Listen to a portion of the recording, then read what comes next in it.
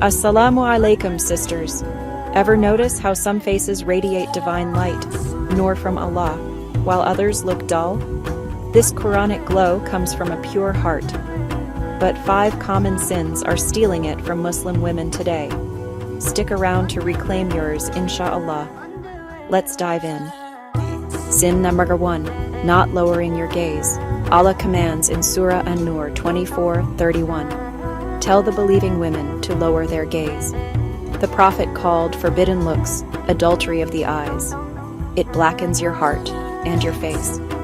Guard your eyes, sisters, for instant Noor. Sin number 2, displaying your adornments. Quran 24:31 says, draw your veils over your chests, not showing zina to non-mahrams. Makeup or tight clothes for strangers. It invites fitna and dims your spiritual light. Cover properly, shine eternally. Sin number 3, plucking facial hair or eyebrows. The Prophet cursed women who do namaz, altering Allah's creation. This major sin erases your natural Taqwa-given radiance. Embrace your beauty as Allah made it.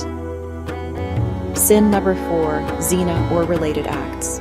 Islamic rulings confirm fornication visibly darkens the face through soul-deep guilt. For women, any unlawful intimacy destroys Noor. Repent sincerely, Allah forgives and restores. Sin number 5, neglecting proper hijab. Quran 24:31 demands covering juyub. Incomplete modesty exposes aura, losing taqwa glow. Full obedience brings beauty that captivates hearts for Allah. To restore Noor, repent daily, pray tahajjud, read Quran, lower gaze, perfect hijab. Dua. Allahumma ati nafsi taqwaha wa zakirha. Which sin shocked you most? Comment below. Like, subscribe for more sister glow-ups. Wassalam. See you next.